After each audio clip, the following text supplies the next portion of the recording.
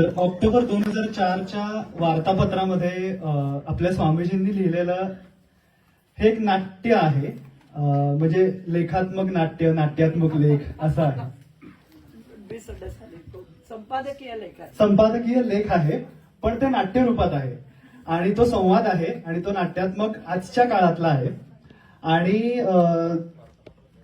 ते जे आहे लेख हा म्हणजे तर तो आजच्या काळाला अनुरूप, आजच्या राजकीय सामाजिक परिस्थितींना अनुरूप अशा प्रकारचा एडिट करून आशाताईंनी त्याच्यातला योग्य भाग गाळून आणि योग्य भाग ठेवून आम्ही आता त्याचं प्रेझेंटेशन करतो. तर तुम्हाला एव्हाना लक्षात आलं असेल की मी या सगळ्या नाट्य वाचनाचा सूत्रधार आहे.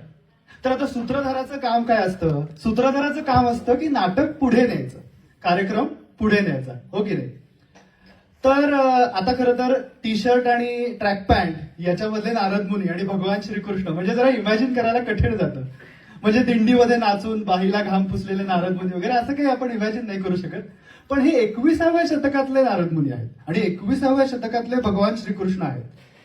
म्हणजे ते काय काय वापरतात, कसे टेक्नोसॅव्ही आहेत हे आता तुम्हाला कळेलच ऐकता ऐकता. तर तुमच्यापैकी काही जणांना लक्षात असेल की पूर्वी गणपती उत्सवामध्ये मेळे व्हायचे. ते मेळे धार्मिक आणि राष्ट्रीय असं कॉम्बिनेशन मध्ये असायचे. हल्ली ना मेले सगळे राजकारणी झाले. या कुण्या काकूंच्या उद्गारात मेळेही मेले, राजकीय झाले. मेळ्यात सुरुवातीला नारद मुनी पृथ्वीचा आक्रोश वैकुंठात जाऊन भगवंतांच्या कानी घालायचे. अलीकडेच म्हणजे आत्ताच्या काळात नारद तिकडे गेले होते आणि त्यांनी पृथ्वीचं गाऱ्हाणं सांगितलं. आता ते कसं सांगितलं ते आपण बघूया. नारायण नारायण, भगवंता अरे धर्माला ग्लानी आली रे. सज्जनांचा त्राता कुणी उरलेलाच नाही मुळी. सगळीकडे देवा, सगळीकडे राजक माजलेला आहे. आता नारदांचा हा डायलॉग चुकला का काय म्हणून भगवान श्रीकृष्ण नारदाला म्हणतात, नारदा अरे अराजक माजलंय असं म्हणायचंय का तुला? अरे नाही नाही कृष्णा, राजकच माजलंय. तुला आता कसं सांगू? अरे तुमच्या वैकुंठात टीव्ही नाही ना, पेपरही येत नाही. त्यामुळे 14 विद्या, 64 कला, क्रीडा, शिक्षण, सार्वजनिक, प्रायव्हेट सगळ्या क्षेत्रांमध्ये हे राजक किती माजलंय ते तुला नाही कळायचं. नारदा अरे हे काय ऐकतोय मी? तुमच्या वैकुंठात तुझ्या मनात दुरावा आलेला दिसतोय बरं का. तू बदललायस आणि जरा लठ्ठही झालायस. हो, लठ्ठ झालोय मी? नाही ना. देवा आता मला त्रिभुवनात संचार करायला लागत नाही रे. एकाच जागी बसून सगळं जग मला बघता येतं म्हणून थोडासा स्थूल झालोय. मग तुला हे सगळं कळतं कसं बरं बाबा? पूर्वी ना हाच प्रश्न शौनक ऋषींनी अंगिरसांना विचारला होता. त्यावर त्यांनी एक भलं मोठं उपनिषद सुद्धा सांगितलं. काय जाणलं असता सगळं काही जाणलं जातं. पण तुला खरं सांगू का, सगळं काही जाणायला आता खूप सोपे सोपे ऑप्शन्स आहेत रे. एक म्हणजे टीव्ही ऑन करून न्यूज चॅनलवरती जा किंवा मोबाईल ऑन करून युट्यूबवरच्या चॅनलवरती जा. आणि त्यातूनही जर आणखी विशेष ज्ञान हवं असेल तर गुगल करा. तू कॉम्प लिटरेट नाहीयेस ना, नाहीतर मी तुला सुद्धा ईमेलच पाठवली असती आणि मग आपण चॅट केलं असतं. चॅट केलं असतं? हो. अरे मी तर चॅटच पडलोय बाबा. अरे तुमच्याकडे कुरिअर सुद्धा येत नाही, नाहीतर मी ते पण केलं असतं बरं का. अरे पण पाळंदेच काय, गती, तेज, डीटीडीसी, फेडेक्स कुणीच येत नाही रे तुमच्याकडे. अरे पण भावनेची भाषा कॉम्पवर कशी पाठवता येईल? अरे त्याच्यात काय कठीण आहे? कोणत्याही भाषेतून कोणत्याही भाषेत न जाता येतच की. सॉफ्टवेअर असलं की झालं रे. नारदा अरे भावना फक्त अंतःकरणाच्या भाषेतच देता येते आणि ते सॉफ्ट असावं लागतं. ते सॉफ्टवेअर करता येत नाही. हा तसं काही नाही हा देवा. अरे व्हॉइस मेलवरती थोडेसे दीर्घ सुस्कार, हुंदके किंवा नाकातल्या सगळ्या अश्रूंचं सू सू असं पाठवायचं की झालं. म्हणूनच म्हणालो नारदा तू आता पुरता बदललायस. नाही नाही नाही देवा, असं का वाटतं तुम्हाला? अहो हे सगळं मी इथल्या माणसांचं काय चाललंय ते सांगितलं तुम्हाला. मग तुमच्या वैकुंठात टीव्ही नाही, पेपर नाही असं का म्हणालास? अरे त्याचं काय आहे, पुण्याचं सुद्धा एक वैकुंठ आहे.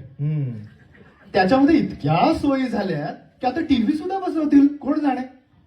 गेलेल्या माणसाची क्रियाकर्म करताना एक आपला अधूनमधून मनोरंजन म्हणून क्रिकेटचा स्कोअर सांगायची सुद्धा सोय होईल त्याच्यात. 10व्याला ओंकारेश्वरावरती हेडलाईन न्यूज वाचून दाखवल्या की कावळा लगेच शिवतो. अरे हो, खरंच? का विचार. का रे? अरे त्या हेडलाईन न्यूज मधल्या 1-2 बातम्यांमध्येच त्या जीवाला या जगामध्ये अडकून नाहीये असं वाटतं आणि तो निघून जातो. अरे इतक्या वाईट बातम्या असतात तर ही लोक का बघतात त्या? अरे अवेअरनेस नको का. आणि त्यातून वाईटाचा अतिरेक झाल्याशिवाय चांगल्याला मोल येतं कुठे. खरंय. पण आता हे फार झालं म्हणून मी स्वतःच आलो. पण मला शंका होती, तू असशील का नाही वैकुंठात. ते ज्ञानेश्वरीत म्हणले ना, तो मी वैकुंठी नसे. हो हो. अरे ज्ञानेश्वर रूपानं मीच अवतार घेतला होता. माझे सखे संतही बरोबर होते. महाराष्ट्र ही संतांची भूमी आहे. मनात येतं पुन्हा एकदा महाराष्ट्रात. नको नको नको नको, महाराष्ट्रात नको, थांब इथेच. आता तिथे खूपच अवतार झालेत रे. पण ते राजकीय क्षेत्रात, धर्मक्षेत्रच दिसेनासं झालंय. आता तर नुसती रणधुमाळी सुरू आहे निवडणुकीची. निवडणूक? हो. अरे निवडणूक म्हणजे लोकशाहीची प्राणप्रक्रिया. लोकांचं, लोकांसाठी, लोकांनी आपलेपणाने चालवलेलं राज्य. देवा, निवडणूक ही आता लोकशाहीची प्राणप्रक्रिया राहिलेली नाही, लोकशाहीचा प्राण घेणारी प्रक्रिया झालेली आहे. आणि या लोकांचा आपलेपणा इतका वाढलाय तुम्हाला कल्पना सुद्धा येणार नाही. कृपा सुद्धा तुमच्यासारखी सज्जनांवरती नाही करत, हे आपल्याच मुलांवर, मुलींवर, भावांवर, जावयांवरती वगैरे कृपा करतात. अरे नारदा, तुला नाही संसार. हो. जावई हा 10वा ग्रह. तो राशीला आला की सासरा कसाही असला तरी त्याला सुशीलपणानंच वागावं लागतं. तुम्ही नेहमी दुही करता, पण सख्य असावं ही माझी शिकवण आहे.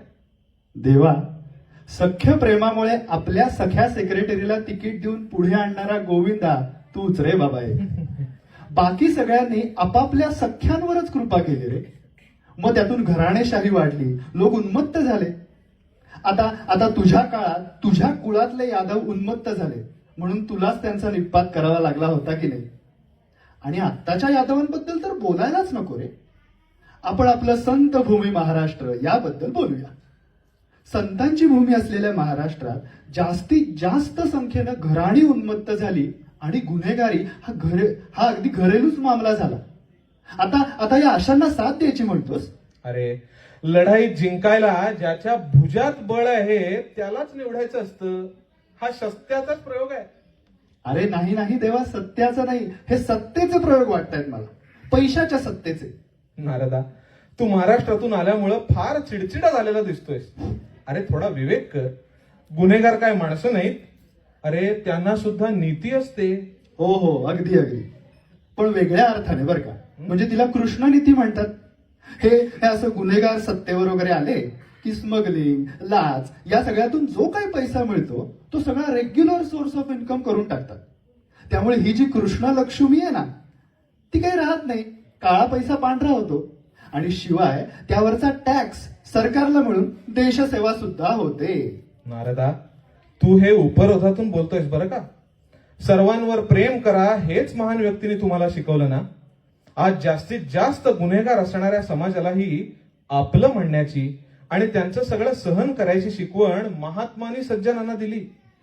ती तुम्ही मराठी लोकांनी पचवली नाही. तुम्ही टिळक, नेताजी, सावरकर अशांना घेऊन बसलात. त्यांना सोडून आता नेते म्हणून पुढे येऊ पाहणाऱ्यांना जरा आत्मीयतेनं पहा. थोडा त्याग करा. महात्म्यांची हीच तर शिकवण आहे. अरे सोनिया गांधींकडे बघ. त्यांच्या त्यागाला मर्यादा नाही बुवा. पंतप्रधान पद सोडलं. अरे संतच त्या. हो, संत. पण देवा, राजकीय संत, आध्यात्मिक नाहीत. हा, तुकाराम महाराजांनी म्हणल्याप्रमाणे वागतात बर का. एका बीजा केला नास, मग भोगिले कणीस. महाराजांचं हे आध्यात्मिक तत्वज्ञान त्यांनी व्यवहारात आणलं. एक पद सोडून अवघ सत्तेचं कणीस ते भोगतात. आणि त्यांच्या त्यागातून आमचे नेते तसाच त्याग सुद्धा शिकतात. एका बीजाचा त्याग करून अख्खं कणीस मिळत असेल तर का सोडा, नाही का. नारदा, तू मात्र पट्टीचा कळ लावे आहेस बरं का. खऱ्या निष्ठावंतांवर खरेपणानं वागणाऱ्यांवर उगीच संशय घेणाऱ्या जगासारखं होऊ नकोस. मयाध्यक्षेण प्रकृती सूयते सचराचरम. म्हणजे प्रकृती जी चराचर सृष्टी निर्माण करते त्या विश्वाचा मी अध्यक्ष आहे. आता सांग, लोणी ही त्यातली किती किरकोळ गोष्ट, पण विश्वाध्यक्ष असलेल्या माझ्यावर गोपी ते किरकोळ लोणी चोरून खाल्ल्याचा आळ घेतच असत. त्या गोपींचा नाथ असून सुद्धा. खरंय रे देवा, खरंय तुझं. तू विश्वाध्यक्ष गोपीनाथ असून तुझ्यावर लोणी खाल्ल्याचा आळ, तर पक्ष प्रदेशाध्यक्षांवरती पैसे खाण्याचा म्हणजे कोटींनी रुपये खाण्याचा आळ आला तर त्यात काही आश्चर्य वाटण्यासारखं नाही, नाही का? पण या सगळ्या प्रकरणांमधून वाट काढत काढत त्या मतपेट्यांपर्यंत जाणं कठीण वाटतंय रे. काही दिवसांनी ते असुरक्षित सुद्धा होईल, कोणी सांगावं? आणि त्यातून जनगणनेच्या आकड्यांमधून हिंदूंची संख्या आपल्या हिंदुस्थानातच तुलनात्मक रीतीने घटतीये हे वाचून तर अजूनच बेचैन व्हायला होतं रे. या सगळ्यातून की नाही अगदी उत्साहाने उठून जाऊन काहीतरी करावं असं वाटतच नाही रे देवा. बरं आहे तुला मत नाही ते. नाही नाही, असतं तरी मी दिलंच नसतं अरे. सध्याच्या कोणाला म्हणून दिलं नसतं. नारदा, हा सगळा तुटकपणा, एकांडेपणा मराठी मुलखातून आलायस ना म्हणून जाणवतोय तुला. विशेषतः सुशिक्षित मतदारांमधून फिरलेला दिसतोयस. त्यांचंही असंच असतं. आपल्या हातात जे आहे ते मतदान करायचं नाही आणि मग जे निवडून येतात त्यांच्याबद्दल तक्रार करायची. मग देव अवतार घेईल का, मग तो कसा घेईल असे प्रश्न निर्माण करायचे. अरे पण देवा, तुला एक गंमत सांगू का? तू ये किंवा तू अवतार घे असं कोणी म्हणतच नाही रे. मग काय म्हणताय?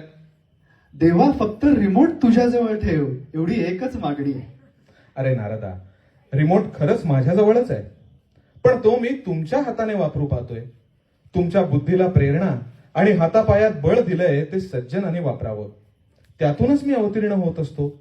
आणि पांडवांनाही मी हेच शिकवलंय की मी तुमच्या बाजूनं आहे, पण लढावं मात्र तुम्हालाच लागेल ना. तुमच्या हातात जे आहे, करण्यासारखं आहे ते नक्कीच करा. तुम्ही तुमचं कर्तव्य पार पाडा. गोवर्धनाला उचलायला म्हणजे सत्व शक्तीच्या उत्थापनाला तुमच्या काठा लावा. मी मध्ये बोट लावलेलंच आहे की. कितीही वाईट परिस्थिती असली तरी ध्येयाची दिशा, यशाची वाट आणि तुमचं पाऊल टाकणं अजिबात चुकू नका. मग शक्ती रूपात मी पावलोपावली बरोबर आहेच. वा वा वा, नारायण नारायण, हरिओम. हरिओम.